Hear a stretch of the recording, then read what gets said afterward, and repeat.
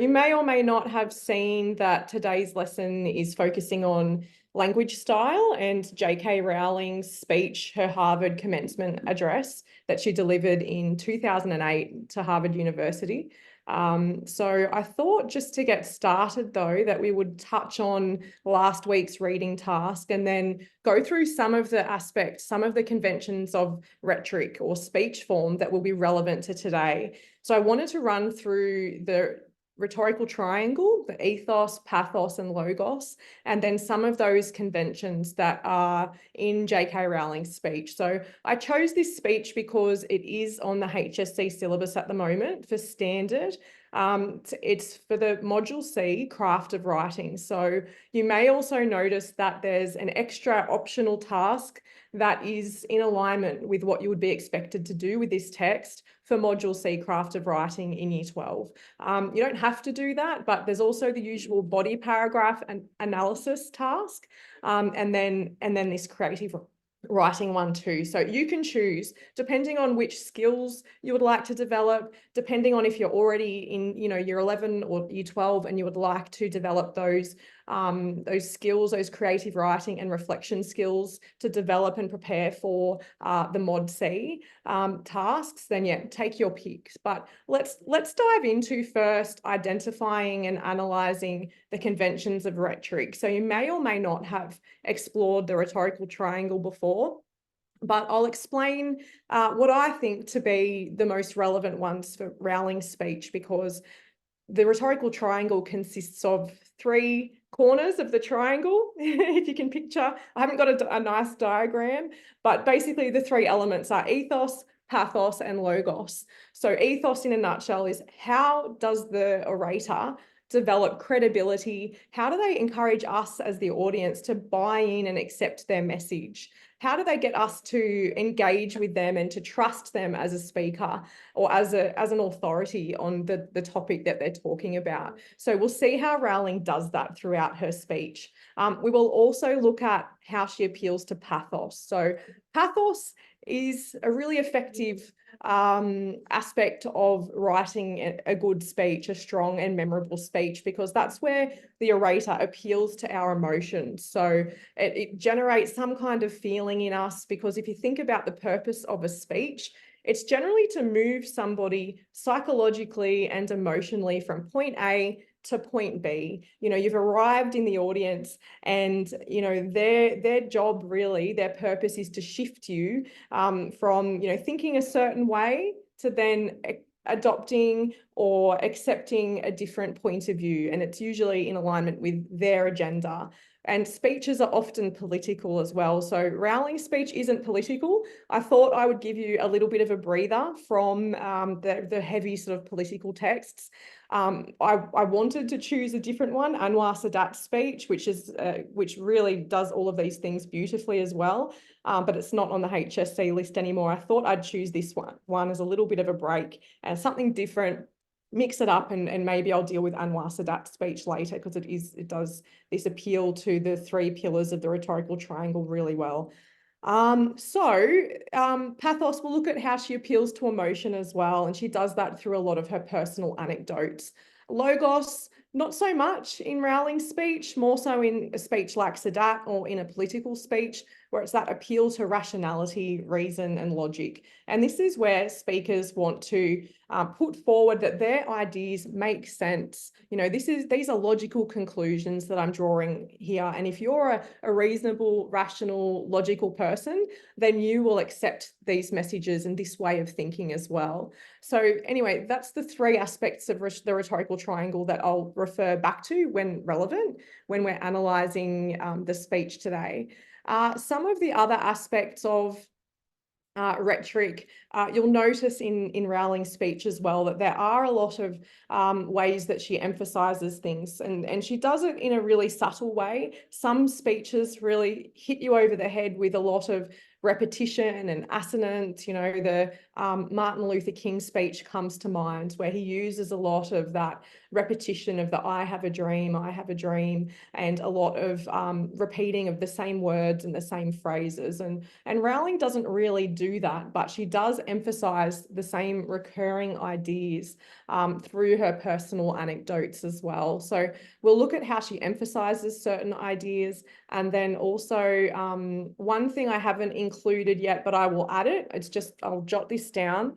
There's a really fantastic, it's called the Virtual Salt Handbook of Rhetorical Techniques. And I will add a link to that in the resources for this week, because it's an online resource that has been around for years and years. And whenever I'm analysing speeches, I always refer back to it, because it's just packed with so many rhetorical devices, all of the sort of obscure and tricky sounding types of rhetorical techniques that are used in speeches. And so it's interesting to go through and have a look at them as well. All the hyperphora, zeugma, parallelism, lots of different rhetorical techniques. So check that out as well, that link, especially if you are studying any speeches in class and you want to sort of deepen your analysis, or to, experiment with analyzing a few other different techniques. So I'll add that as well. I'll just make a note. And the other aspect as well are techniques for clarification and association of ideas. So I think for Rowling's speech, she uses parallelism a lot. She uses literary allusion a lot, because she's a writer of a really, really well-known series, Harry Potter, obviously. She creates a lot of parallels to that. She uses a lot of literary allusion where she makes reference to Harry Potter, and she does that to clarify and reinforce and draw associations between the ideas that she's presenting on the day, and then how she's grown as a person and as a writer through her failures and the challenges and the setbacks that she's had.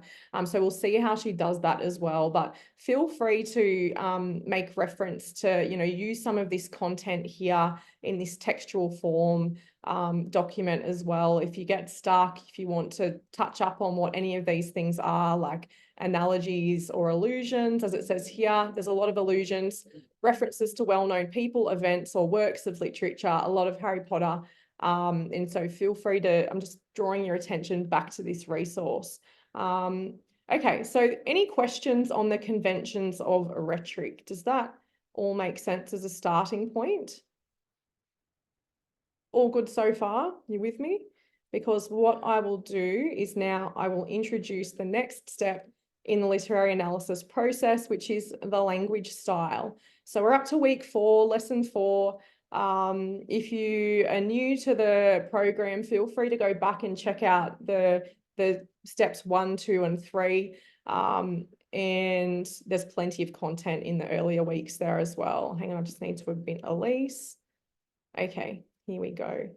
Okay, so language style, I will just bring up and introduce. So this is the reading task for this week. So it's thankfully for you shorter than last week's, which I think was around 18 pages of reading. But this is where we're looking at the stylistic choices that the writer has made in regards to the language style. So you can look at things like the register, which is the level of formality. Are they choosing to adopt a colloquial, informal, conversational, or formal type of register?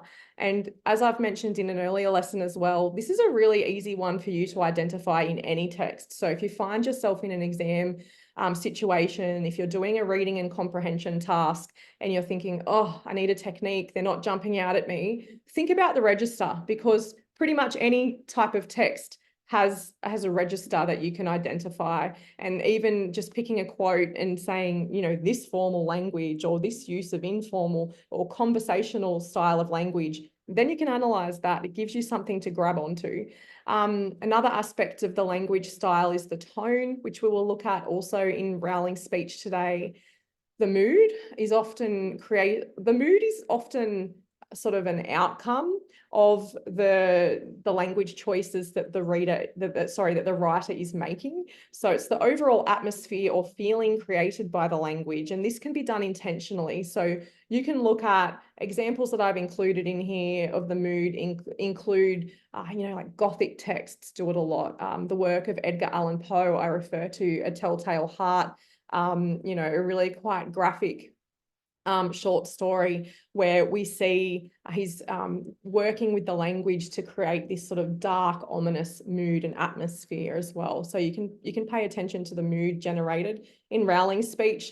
She creates a sort of light-hearted mood, even though she'll shift into, language where she's talking about more grim and bleak times. You can think about the tone and the mood that she creates through those as she shifts between the sort of more light-hearted, jokey expressions, humorous tone that she creates, and then some of those more emotive moments as well. The diction, so this is really paying attention to the choice of words and the impact that has on the messages that are conveyed. And sometimes the choice of diction will also have a lot to do with the intended audience. So you'll notice that, again, while Rowling's speech is very conversational, sometimes colloquial, she refers to epic failures, and she's quite conversational. But then because she's delivering a speech at a Harvard commencement address, it's also quite formal and sophisticated in places as well. She chooses quite a sophisticated vocabulary to convey her messages. So, she doesn't dumb down the message at all. She's speaking to an educated audience. So that often will certainly shape the style of the language that they choose. Syntax is another one.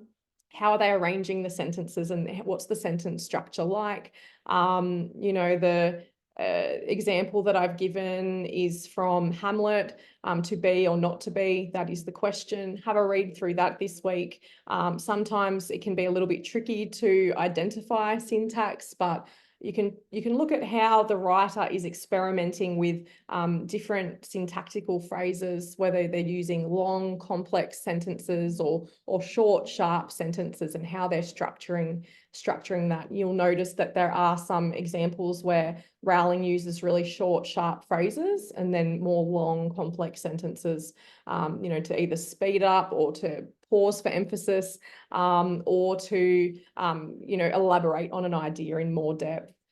Figurative language, there's, J.K. Rowling is a writer of fiction, and so we will see her using a lot of metaphor. So that is a stylistic choice that we can focus on for today when we're analysing. Jargon, not so much for her, but jargon, specialised language used in texts. People will use jargon when they're writing for a particular audience. It's a very deliberate textual choice that sometimes excludes certain readers who may not be in that same demographic or may not have that specialised knowledge. So, for example, a law textbook will use a lot of legal jargon. Medical textbook will use a lot of medical jargon. And unless you're, knowledgeable in that area, or that's your area of expertise, then you might be alienated from that text. So that's another aspect of that's another stylistic choice that you can look for. And then, like I've been saying each week, context and audience also play a key role when we're analysing the language style of a text. Think about when they were writing, have they been influenced by the historical, cultural, social, political context in which it was written? So, quite often writers will be writing using the language of the times. So Rowling does that. She uses sort of modern phrases here and there that might appeal to her sort of somewhat youthful audience of university graduates. She's trying to engage with them and relate to them. But, if this was like the Sadat speech that I referred to earlier, his historical and political context definitely shaped the style of the language he chose to use. So his style of language in his speech, because he's delivering a very important political speech on the grounds of the enemy, He uses very strong, serious language. The tone is very, somber, and that you can feel the gravity, of what he's saying. So yeah, context definitely affects it, and the audience. So who is it intended for? And we will think about how Rowling is also appealing to those aspects in her speech today. So heavy focus on language style when we're analysing the speech today, and when we are using the 10-step analysis process. So that, I think I'll leave it at that for this document. You'll find it in your resources. I break down all of those different elements in much more detail. So the different language registers, you'll see an explanation of diction and an example there from Macbeth. Syntax, I break that down more and use an example from A Tale of Two Cities by Charles Dickens. Syntax inversion, jargon, figurative language. Great Gatsby is a really good one for that, actually. A lot of figurative language in the style there. Tone and mood, just so you know what's in this document, and you can refer back to it if you read it this week for sure, but you also know what you're getting, the influence of context and audience. So that's the reading for this week. Now let's get into the speech text itself. I might make that a touch bigger. Okay, let's go. So the speech is called The Fringe Benefits of Failure and the Importance of Imagination. Actually, before I start, any questions on the language style stuff? All good. Just put in the chat if you have any questions, and I'll address it when I finish reading this. This is an extract from the opening. There's a little bit that comes before it, but I just chose an extract that I thought would work well. Delivering a commencement address is a great responsibility, or so I thought until I cast my mind back to my own graduation. The commencement speaker that day was the distinguished British philosopher, Baroness Mary Warnock. Reflecting on her speech has helped me enormously in writing this one, because it turns out that I can't remember a single word she said. This liberating discovery enables me to proceed without any fear that I might inadvertently influence you to abandon promising careers in business, the law, or politics for the giddy delights of becoming a gay wizard. You see, if all you remember in years to come is the gay wizard joke, I've come out ahead of Baroness Mary Warnock. Achievable goals, the first step to self-improvement. Actually, I have racked my mind and heart for what I ought to say to you today. I have asked myself what I wish I had known at my own graduation, and what important lessons I have learned in the 21 years that have expired between that day and this. I have come up with two answers. On this wonderful day when we are gathered together to celebrate your academic success, I have decided to talk to you about the benefits of failure. And as you stand on the threshold of what is sometimes called real life, I want to extol the crucial importance of imagination. These may seem quixotic or paradoxical choices, but please bear with me. Looking back at the 21-year-old that I was at graduation is a slightly uncomfortable experience for the 42-year-old that she has become. Half my lifetime ago, I was striking an uneasy balance between the ambition I had for myself and what those closest to me expected of me. I was convinced that the only thing I wanted to do ever was to write novels. However, my parents, both of whom came from impoverished backgrounds and neither of whom had been to college, took the view that my overactive imagination was an amusing personal quirk that would never pay a mortgage or secure a pension. I know that irony strikes with the force of a cartoon anvil now. So they hoped that I would take a vocational degree. I wanted to study English literature. A compromise was reached that in retrospect satisfied nobody, and I went up to study modern languages. Hardly had my parents' car rounded the corner at the end of the road than I ditched German and scuttled off down the classics corridor. I cannot remember telling my parents that I was studying classics. They might well have found out for the first time on graduation day. Of all the subjects on this planet, I think they would have been hard put to name one less useful than Greek mythology when it came to securing the keys to an executive bathroom. I would like to make clear, in parentheses, that I do not blame my parents for their point of view.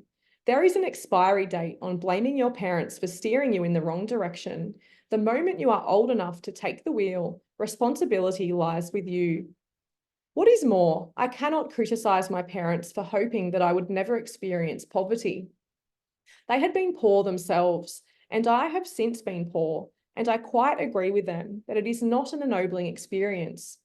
Poverty entails fear and stress and sometimes depression. It means 1,000 petty humiliations and hardships.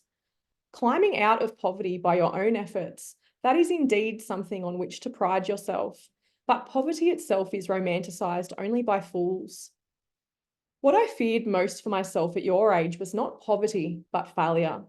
At your age, in spite of a distinct lack of motivation at university, where I had spent far too long in the coffee bar writing stories and far too little time at lectures, I had a knack for passing examinations, and that, for years, had been the measure of success in my life and that of my peers. I am not dull enough to suppose that because you are young, gifted, and well educated, you have never known hardship or heartbreak. Talent and intelligence never yet inoculated anyone against the caprice of the fates. And I do not for a moment suppose that everyone here has enjoyed an existence of unruffled privilege and contentment. However, the fact that you are graduating from Harvard suggests that you are not very well acquainted with failure.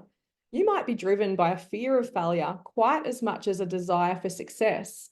Indeed, your conception of failure might not be too far from the average person's idea of success, so high you have already flown. Ultimately, we all have to decide for ourselves what constitutes failure, but the world is quite eager to give you a set of criteria if you let it. So I think it fair to say that by any conventional measure, a mere 7 years after my graduation day, I had failed on an epic scale. An exceptionally short-lived marriage had imploded, and I was jobless, a lone parent, and as poor as it is possible to be in modern Britain without being homeless. The fears that my parents had had for me and that I had had for myself had both come to pass, and by every usual standard, I was the biggest failure I knew.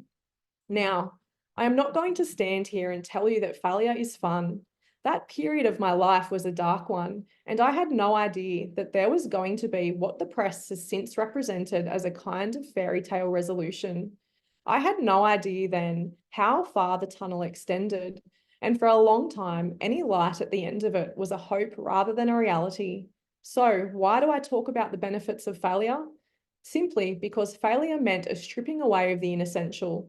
I stopped pretending to myself that I was anything other than what I was and began to direct all my energy into finishing the only work that mattered to me. Had I really succeeded at anything else, I might never have found the determination to succeed in the one arena I believed I truly belonged. I was set free because my greatest fear had been realised, and I was still alive, and I still had a daughter whom I adored, and I had an old typewriter and a big idea. And so rock bottom became the solid foundation on which I rebuilt my life. You might never fail on the scale I did, but some failure in life is inevitable. It is possible to live without failing at something unless you live so, it is impossible to live without failing at something unless you live so cautiously that you might as well not have lived at all, in which case you fail by default. Failure gave me an inner security that I had never attained by passing examinations. Failure taught me things about myself that I could have learned no other way. I discovered that I had a strong will and more discipline than I had suspected. I also found out that I had friends whose value was truly above the price of rubies. The knowledge that you have emerged wiser and stronger from setbacks means that you are, ever after, secure in your ability to survive. You will never truly know yourself or the strength of your relationships until both have been tested by adversity. Such knowledge is a true gift, for all that is painfully won, and it has been worth more than any qualification I ever earned. So given a time turner, I would tell my 21-year-old self that personal happiness lies in knowing that life is not a checklist of acquisition or achievement. Your qualifications, your CV, are not your life, though you will meet many people of my age and older who confuse the two. Life is difficult and complicated and beyond anyone's total control, and the humility to know that will enable you to survive its vicissitudes. Okay, so there is the extract. Now, I would love to get your interpretations. I'm going to come over to this 10-step analysis document. I'm going to skip past the what is Rowling's context, purpose. We'll come back to that. Actually, no, what is her purpose? What is her message? I think I'd like to ask you here. We know who her audience is. We know who her context is. What is her purpose and message? Can you put it into the chat or just talk to me? I'm happy to go silent here for a bit just to let you think. A little bit of silence in these lessons is okay if it's thinking time, but feel free to have a go. Any ideas? What is Rowling's purpose and message that you think she wants to convey to her audience? And what messages did you take away from it as well?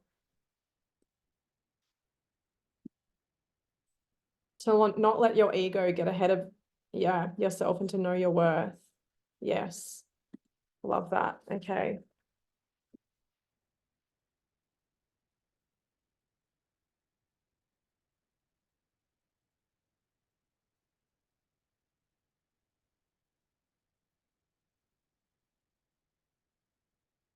Fantastic. To inspire and inform. Absolutely. Okay, let's take that a step further. What is she inspiring us to think? What is she informing us about? Let's elaborate on that because that's a really important purpose, and let's extend on that a little bit. Rowling's message is to encourage the audience to not fear failure. Yeah, absolutely.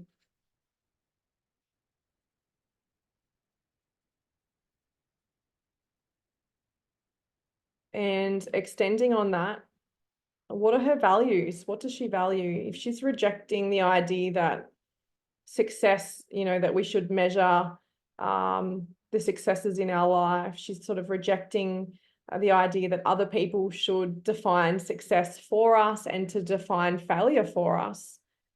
What do you think she values? What's important to her? She's obviously put a lot of thought into, okay, I'm delivering this commencement address. Imagine myself, self-discovery. Imagine myself at 21 again. What do I wish I knew? Or what would I tell myself is important and valuable? I think, self-discovery, certainly.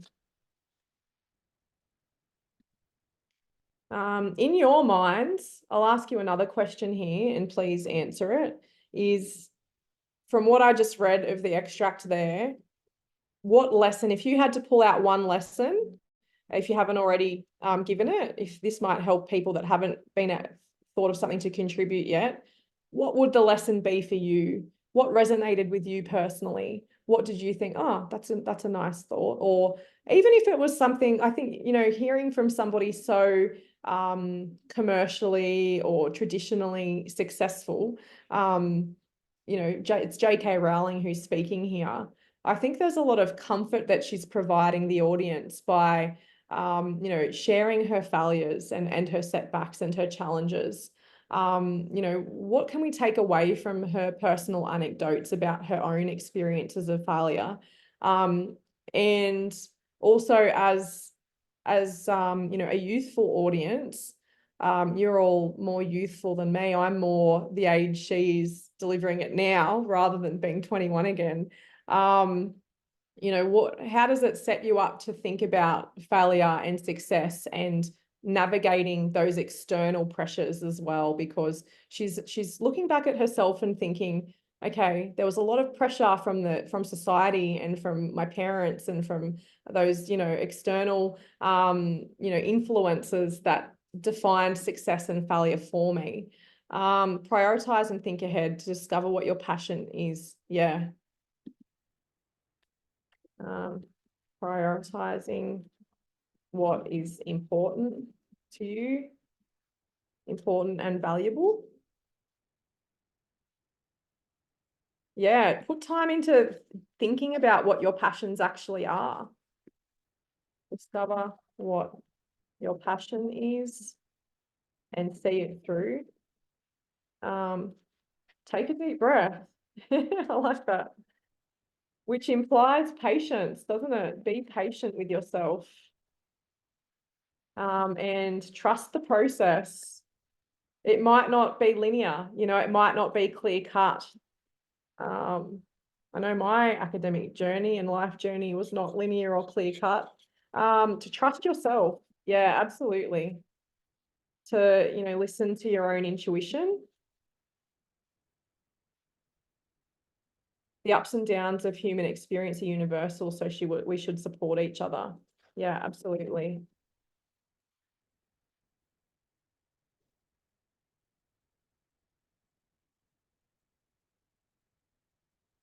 Yeah, we're all in the same boat.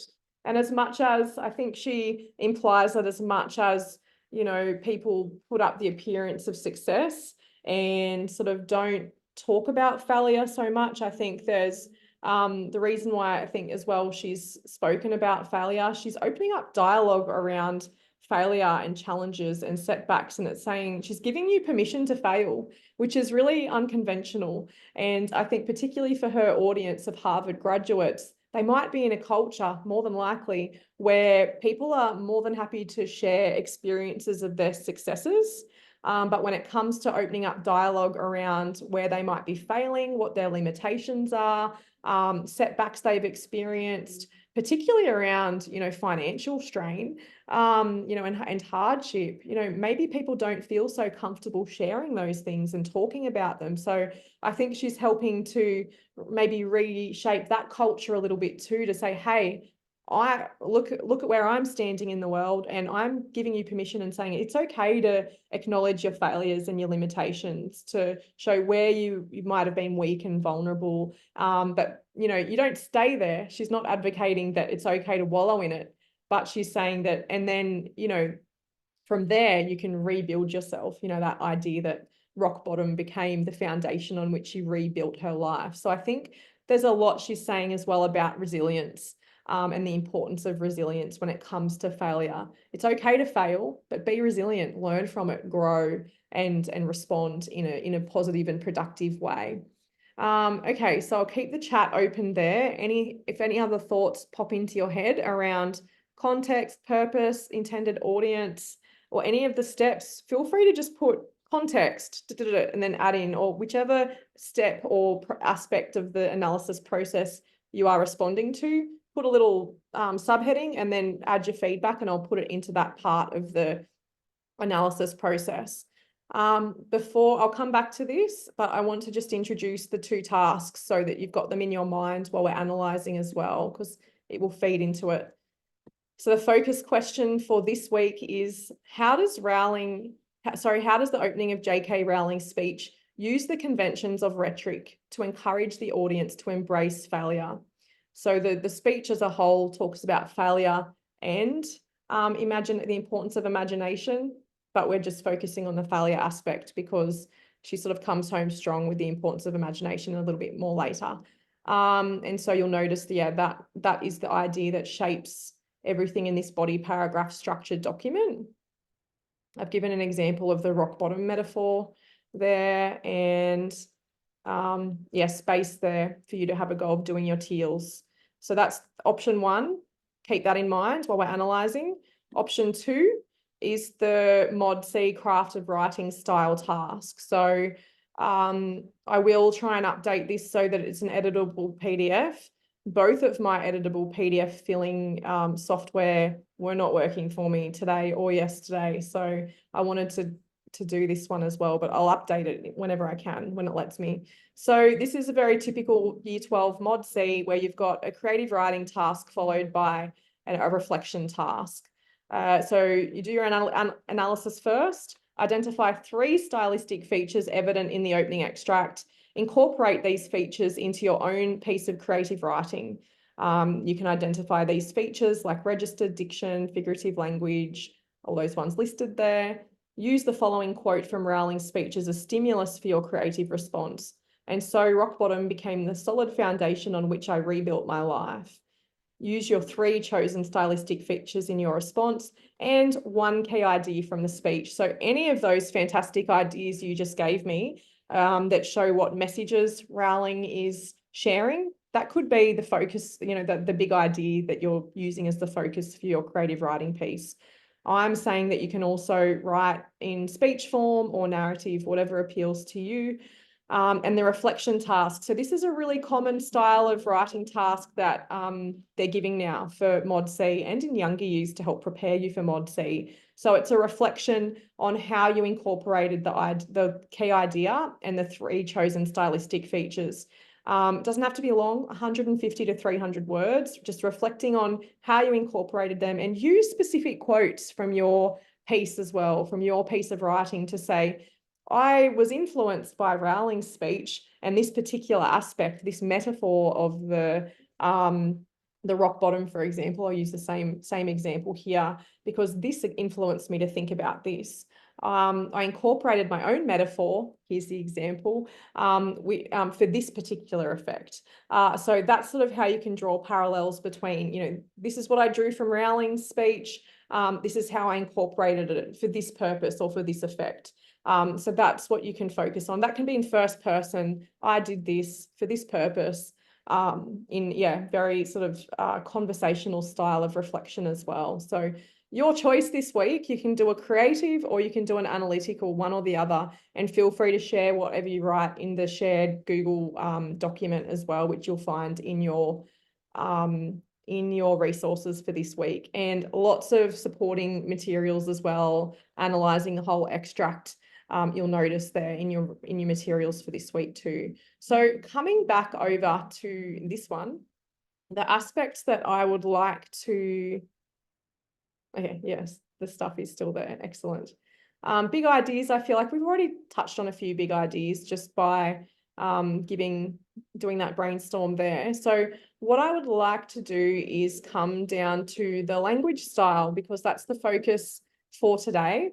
And then I would also like to talk about the imagery as well of figurative language. So because we're focusing on that today. So the language style, any examples that you picked up on of, can you identify any of those aspects of the tone, the register, the mood, diction, syntax, any of that, and the voice of the text, because you may notice that she shifts between different narrative voices as well. Sometimes she's using that first person narrative voice, then she'll move to second person, a direct address, acknowledging the audience. Have a think. You can feel free to go back to the document there, but let's look for those aspects. I might just keep it on here and add into the chat any of those aspects. Let me just go back to the start here, even from the start. Let's have a think about the language style. Register. Is it formal, conversational, a blend? The tone. Is it dark and ominous? I don't know. Is it anxious, like the Crucible? I don't think so. But what is it? So yeah, I'm going to go silent now and let you think about the language, elements of the language style, and pop what you think into formal, yes, humorous tone. Great.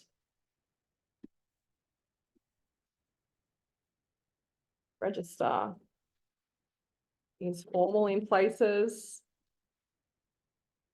for sure. Informal in other places, and conversational in other places. And why does she do that? Why does she move between formal and informal? Why? Definitely a humorous tone in places. Did you notice anywhere where she shifts tone? Is it humorous and light-hearted all the way through? I'm just going to add and light-hearted. And light-hearted tone. I'm going to put in here diction and word choice. Did you notice any choice of words? There are a few examples that come to my mind, but I'm just going to give you more time before I analyze it for you.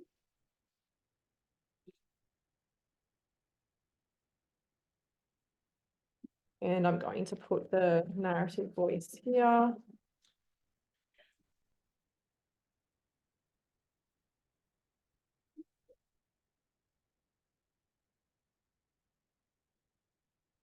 And feel free to give examples as well. So I'm going to go back here.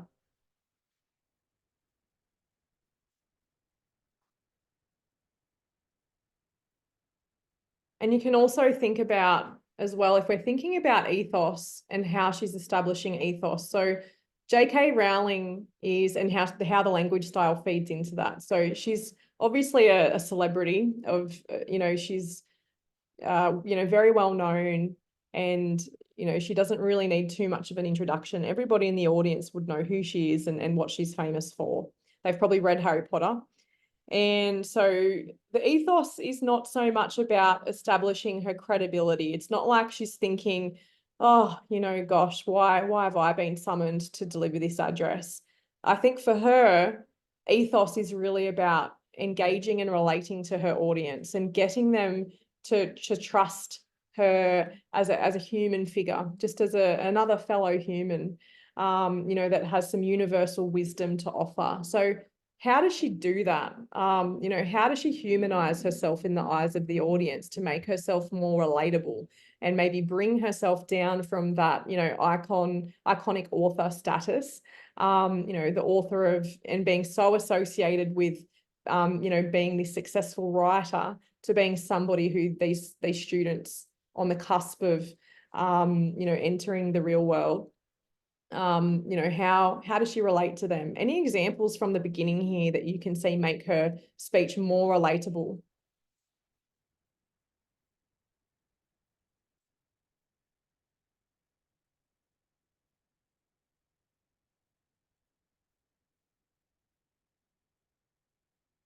Any ideas? You can be right or wrong. I think the gay wizard joke makes it quite relatable. Yeah, the joke at the start and the reflection about the speech she listened to. Yeah, it's a little bit of a joke about, usually they have these prestigious figures that come to deliver this important speech. And then, it's quite an honor to deliver a Harvard commencement address. But she's sort of being a little bit, and you'll notice this tone all the way through. It's self-deprecating. She sort of makes fun of herself in a way. The fact that she can't remember a thing that this famous Baroness Mary Warnock said. Humanizes her, and she's explaining how she was nervous and anxious and that this has taken the pressure off her. And so that's part of building ethos as well.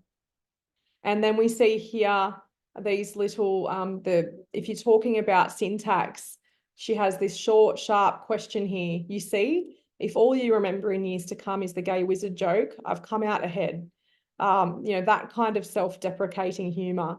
Where it's showing humility and that she's humble, even though she is such a successful author. If you want to talk about syntax as well, achievable goals, the first step to self-improvement. So here she's shifting gears a little bit, and taking on a little bit more of a didactic tone, or the tone of a teacher.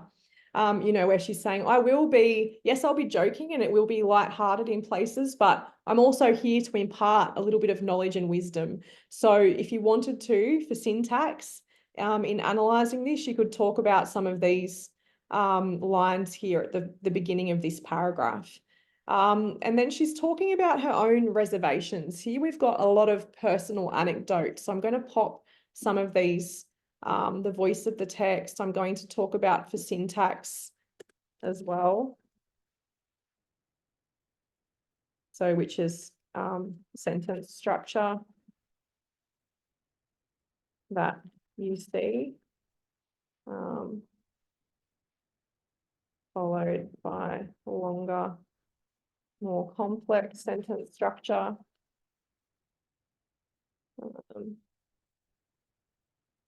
Humorous. So yes, thanks, Imogen. We've got the joke at the start. And a reflective tone as well. Reflective and introspective tone is another thing that you can analyze for this. The diction and the word choice. I thought that it was interesting, this part here. These may seem quixotic or paradoxical choices. You've got the sound patterns there, but please bear with me. Looking back at the 21-year-old that I was at graduation is a slightly uncomfortable experience. So for word choice and diction, I think you could certainly talk about this quote here, because you do have that sound pattern of the quixotic and the paradoxical as well. Sound pattern. And this is quite sophisticated language as well. Reveals a solid vocabulary. And this builds ethos as well, because she's paying respect. Sorry, I can't write and talk at the same time, something. This gives the audience respect as well, because it's quite clear that she's assuming that they have this knowledge already, and that she doesn't need to, she can use sophisticated language, and that they will understand. So it's giving them a little bit of a, paying respect to their knowledge and education level as well. Let's take a look at the next part that you could analyze for your body paragraph, or another stylistic choice that you could choose. The part that I wanted to talk about. Yes, so you've got this one here. You could talk about I know that the irony strikes with the force of a cartoon anvil now. Another aspect that I wanted to talk about for the tone is that there's a strongly ironic tone that runs through the whole speech. There's a lot of irony. She uses a lot of irony and self-deprecating.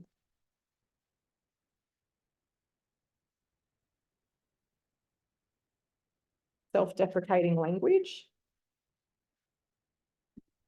That's another aspect that you can talk about. And then let's move on to the metaphors. So I wanted to touch on this one. Hardly had my parents' car rounded around the corner at the end of the road, then I ditched German and scuttled off down the classics corridor. So I'm going to come down to here. Any other examples of metaphor or figurative language? Let's move on to that. And any contributions to what's the metaphor here? How is this metaphorical? That's the first one that I would like to analyze with you. The next one.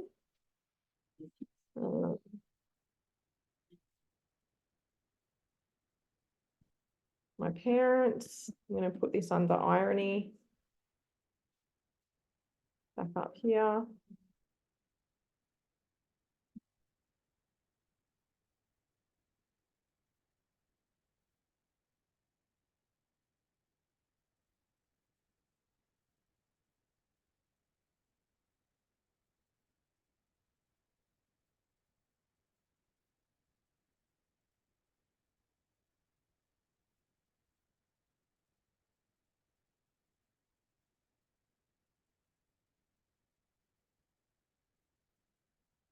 My parents took the view that my overactive imagination was an amusing personal quirk that would never pay the mortgage or secure a pension. So that's another one that you could analyze there.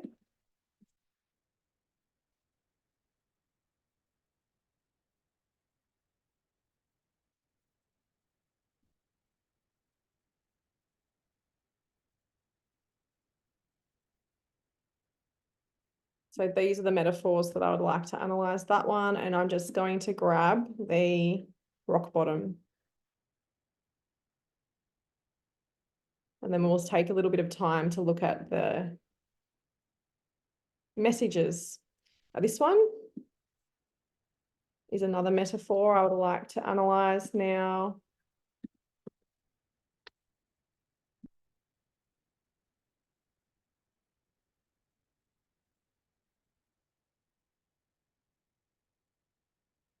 And the rock bottom one.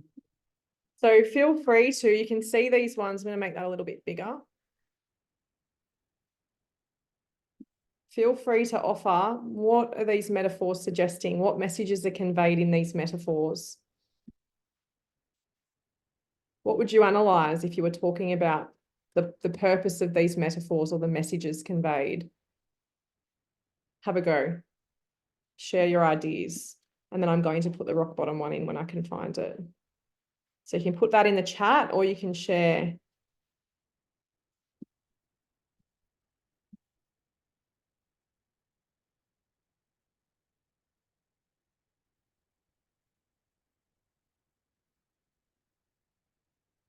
This one. And so rock bottom became the foundation.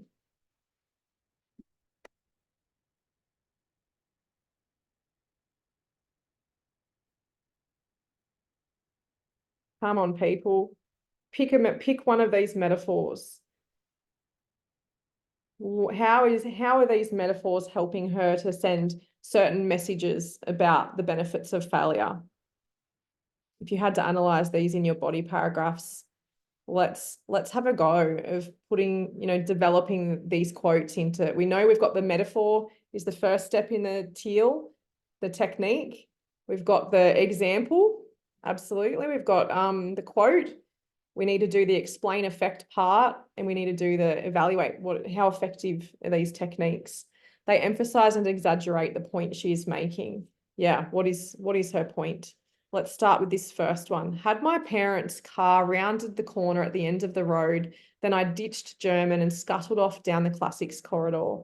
So I think here, yes, she's emphasizing or exaggerating. What particular point here? Emphasizing or exaggerating? I think there she's emphasizing the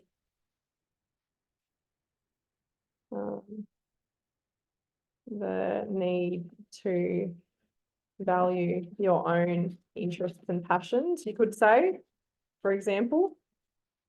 So the corridor and her abrupt or sudden transition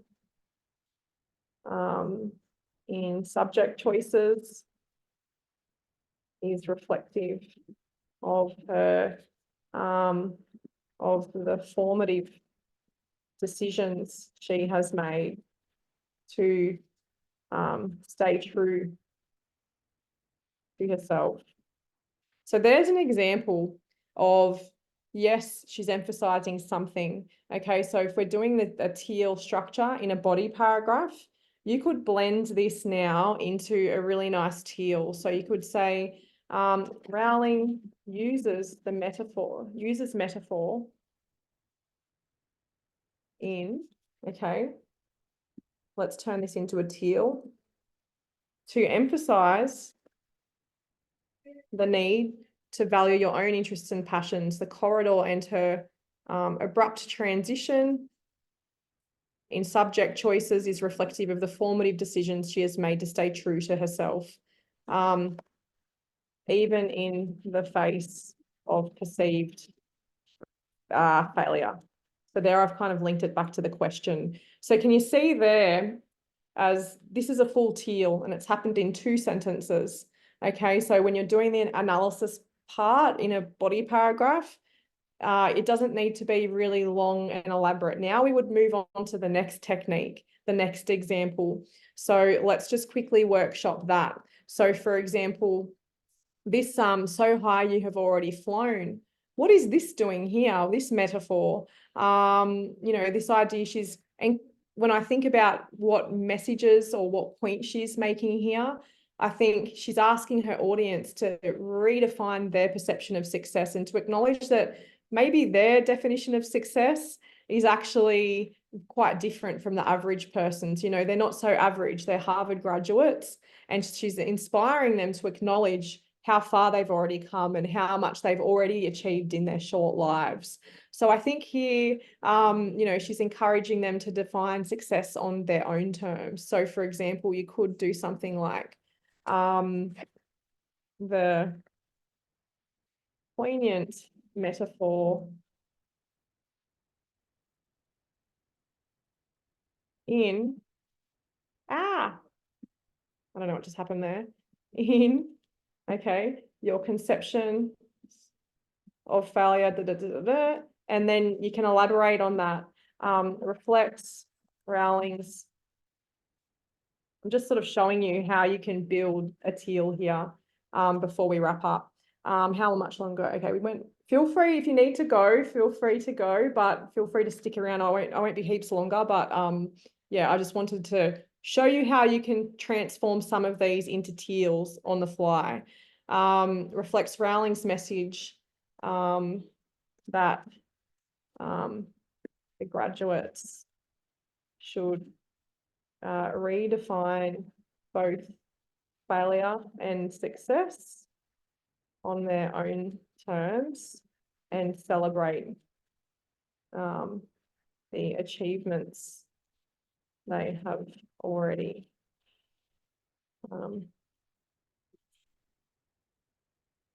and celebrate their, I'll just put celebrate their achievements. I'm hesitant to make it really wordy. So can you see there where we're using this is a full teal now, or it does the technique, quote, explain effect here. If you wanted to make it more evaluative, if you could put in, you know, how effective is this? You can take this further and provide more evaluation, but this is a complete teal except for the evaluation part. So for example, if we pulled this together, I'm a fan of using 3 different techniques in the one paragraph to show that you're versatile and that you can analyze different techniques. But here already in the body paragraph structure, you could pull this together and you have 2 teals already. See, and it's only taken how long we've gone. And so then let's just quickly add to that. Let's just say Rowling further develops the metaphorical quality of her speech.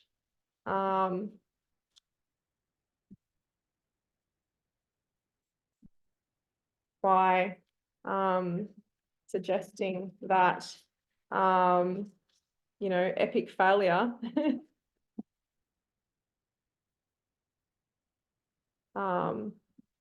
should not determine an individual's capacity for future success.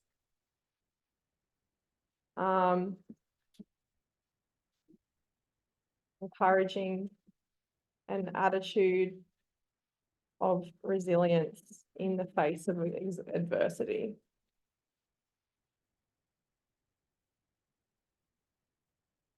As she resolves that. And so rock bottom. So I just wanted to give you an example of how you can, you know, build your analysis. So here we've got 3 teals. Okay, it didn't take that long. We've just chosen the technique and we've chosen the quotes, and then we've built on. Yes, no worries, Imogen. Thank you for joining. Feel free to upload your responses for feedback. Here we've built the analysis part of the body paragraph.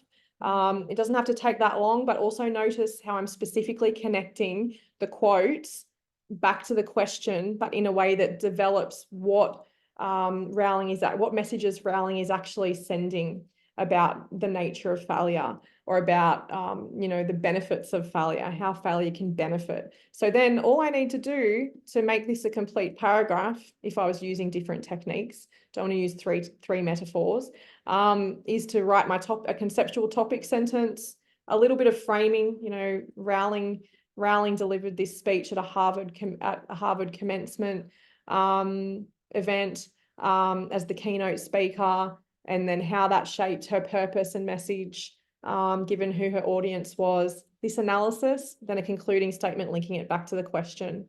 Okay, so that's just an example. And then if you notice on here, coming down, I've got the example that I've given for this body paragraph is the opening of J.K. Rowling's speech skillfully employs rhetorical conventions to persuade the audience to view failure as a valuable and transformative experience.